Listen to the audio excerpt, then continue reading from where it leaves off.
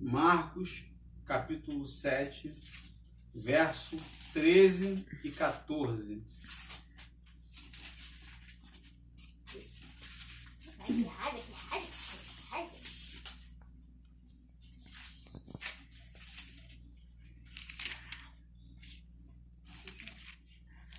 Sete, 13 e 14.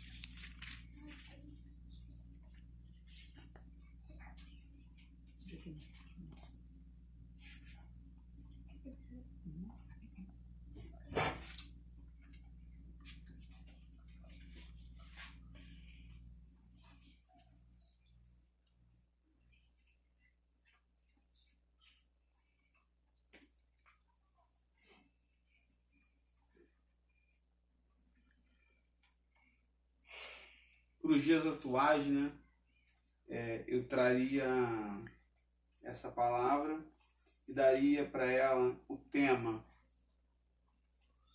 esquecemos de Deus e lembramos do mundo. Vamos entender o motivo disso aqui. No verso 13. Assim, vocês desprezam a palavra de Deus, trocando-a por ensinamentos que passam de pais para filhos, e vocês fazem muitas outras coisas como esta. Jesus chamou outra vez a multidão e disse: escutem todos o que vou dizer e entendam. Se alguém tiver diferente, sabe que a minha é diferente de todos, né? A minha aqui só tava só o 14. Então, aqui, Jesus está dizendo que, no verso 13, que nós desprezamos a palavra de Deus. Nós desprezamos a palavra de Deus. O próprio Deus que falou, nós que desprezamos a palavra dele. Que todos os dias nós procuramos viver segundo o conselho dos ímpios, ao invés de viver ao conselho de Deus. Procuramos ter como foco o ímpio, mas não temos como foco o servo de Deus. A Bíblia diz que nós somos luz em meio à escuridão. Pode se sentar, gente, por favor. Triste. Mas nós, ao invés de vivermos como reflexo para o mundo e refletir para o mundo a luz de Deus, o mundo tem se refletido em nossas vidas. Mas a Bíblia diz que o próprio Deus vai cobrar de todo mundo. Todo mundo que faz tal coisa, que vive de tal forma, será cobrado. Então eu trouxe 2 versículos, 2 livros diferentes, para nós entendermos por que Deus fala isso e o que Deus quer dizer com isso. Ou seja, o vestido é amarelo ali, igual um ouro. Mas tem uma passagem, um linguajar popular que diz que nem tudo que reluz é ouro. Nem tudo que a gente vê lá fora é coisa agradável pra gente. Muitas das vezes naquele momento você se agrada. Mas e Deus tem se agradado do que você tem feito lá fora? Nas tuas fugidinhas daí na rua aí? Para soltar pipa, fazer o que você quiser. Será que Deus tem se agradado das nossas vidas na rua? Será que quando a gente sai daqui, a gente faz o que Deus manda fazer? Ide por todo mundo, pregai o evangelho a toda criatura? Quantas pessoas necessitam de ouvir a palavra de Deus? E nós guardamos essas palavras dentro de nós. A Cassiane fala, né, que a palavra de Deus ela guarda no coração. Mas eu acho que não me leva a mal quem ouvir isso depois. Mas está errado. A gente tem que ter lá no coração. Guardar no coração. Mas também distribuir. Porque Deus era o dono da palavra. Mas Deus, quando ele saía por Samaria, por Jericó, por Betsaida, ele levava a palavra para todo mundo. Mas... E ele era o dono daquelas palavras.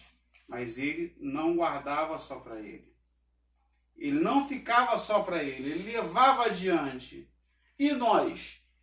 Temos levado a palavra adiante? Será que nós temos feito o que Deus tem mandado? Em Isaías, ide por todo mundo e pregai o evangelho a toda criatura. Muitos de nós vai se encontra com várias pessoas e muitas das vezes não damos uma palavra de encorajamento às pessoas que necessitam. Como tem pessoas no leito, a gente muitas vezes sabe que tem pessoas doentes, enfermas. A gente não tem coragem de dar um telefonema, você vai pegar um Covid-19 pelo telefone, não é possível. Gente, vamos, desperta tu que dorme. E Deus, Ele é o dono da palavra. Então que nós possamos entender que nós temos que fazer como Deus fez, como Jesus fez. Quando Ele pisou na cidade, Ele foi na cidade de Midian. Muitos não gostavam. Mas ele tinha que querer? Não, ele tinha que cumprir os mandamentos do Pai. Vou lá, vou fazer, vou levar, vou pregar. E que nós possamos entender que o nosso objetivo aqui na terra é pregar o Evangelho para toda criatura. Agora vamos para o livro de Lucas, um pouquinho mais à frente aí.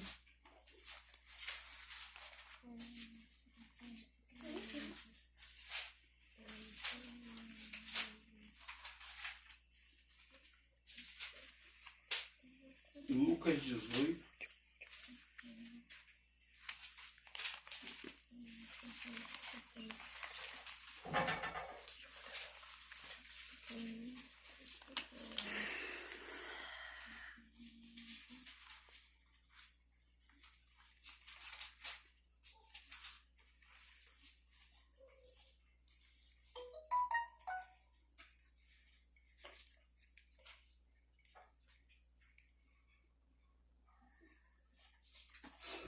Lucas 18, verso 24 ao 27.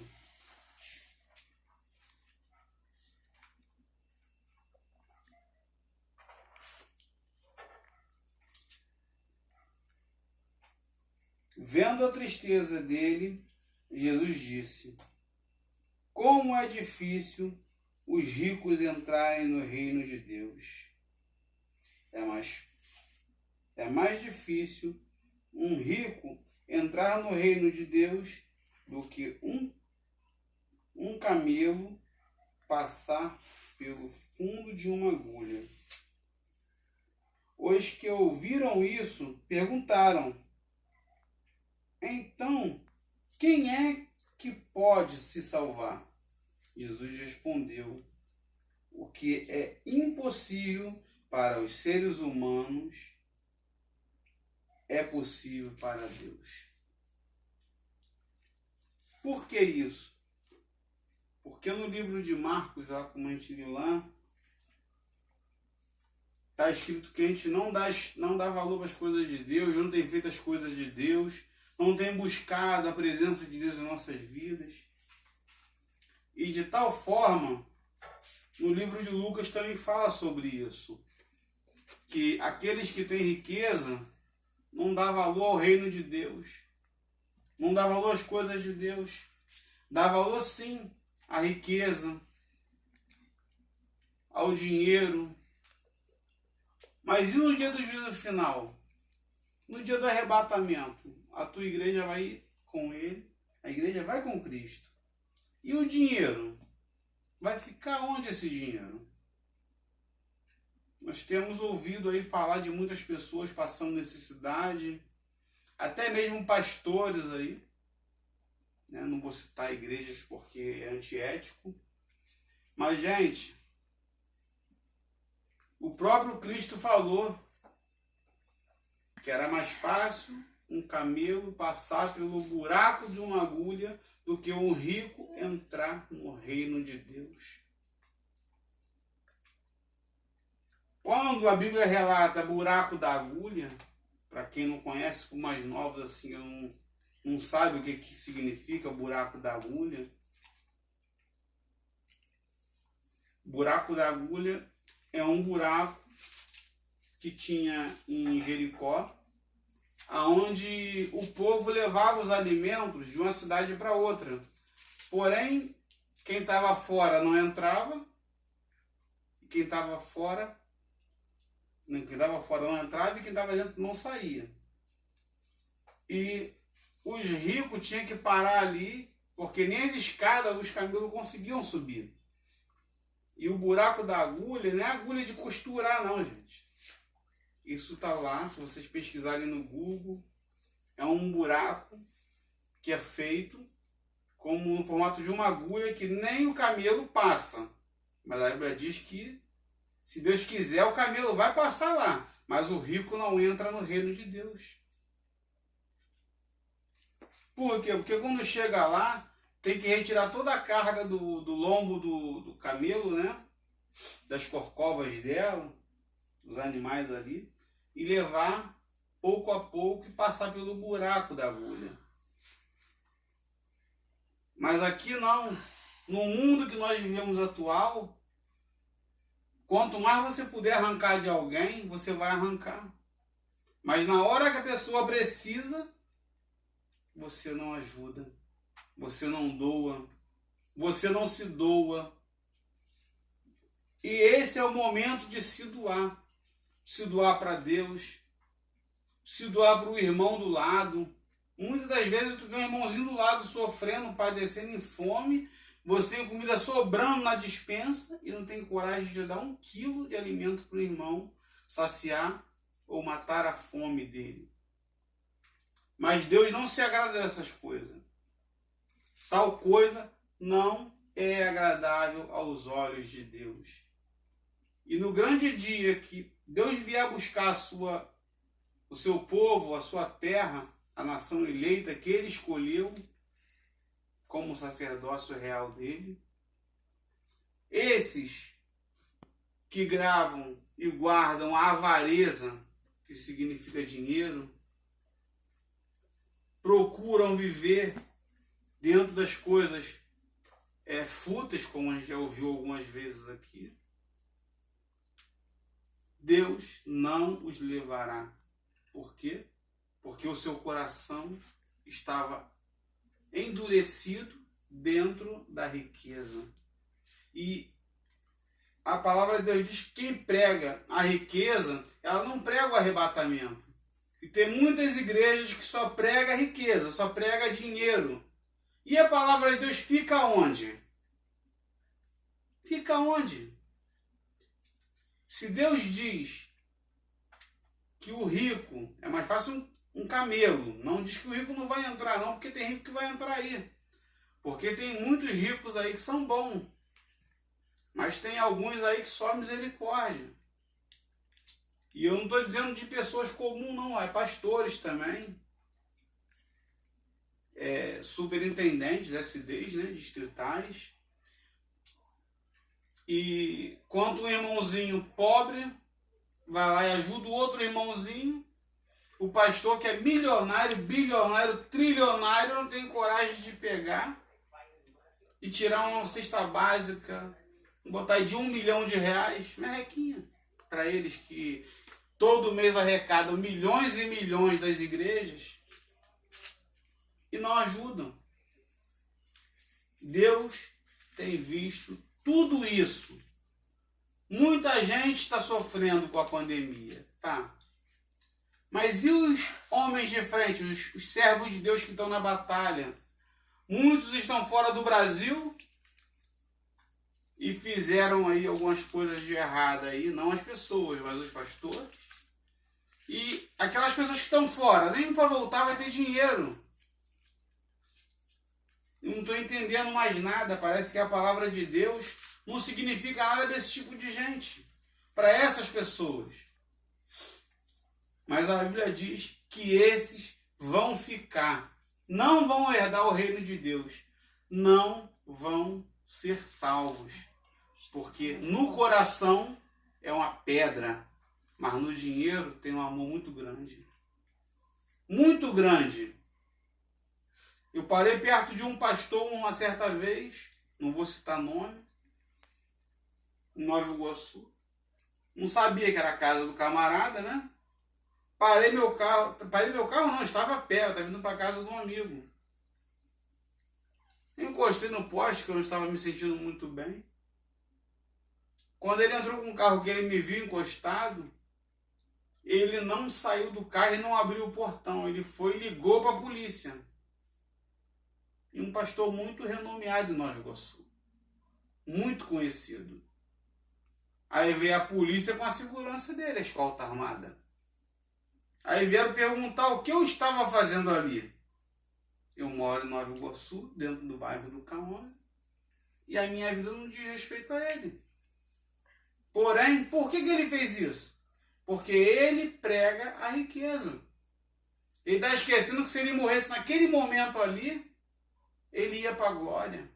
Mas sabe por que eles fazem isso? Porque não têm certeza da salvação. Quantos no meio de nós, dentro da igreja, estão lá, mas não têm a certeza da salvação? Muitos. Muitas igrejas estão aí abertas. Eu falei esse dia para uma pessoa, mas não pode ficar assim. Não, mas e aí? A palavra de Deus diz que toda instituição constituída debaixo dos céus foi constituída por Deus. Então, se você desobedece uma ordem direta do governo, você desobedece a ordem de Deus. E muitas igrejas estão fazendo isso para ter arrecadação. Não me leva a mal quem ouvir também, porque se a palavra pegar alguém e ferir, eu só lamento, porque a palavra é rica e eficaz. Então ela vai àqueles que precisam ouvir. Então que nós possamos lembrar que a riqueza nós vamos largar aqui. Nós vamos levar apenas o tesouro da nossa vida, que é o general das nossas vidas, que é Cristo. Ele sim, nós temos que lutar, como o apóstolo Paulo falou. Combati o bom combate, encerrei a carreira e guardei a fé. É somente isso. Vamos combater o combate, encerrar a carreira e guardar a fé. Dinheiro, larga para o lado que vai ficar tudo por aqui. Em nome de Jesus. Amém. É só o que eu tenho para entregar. Amém.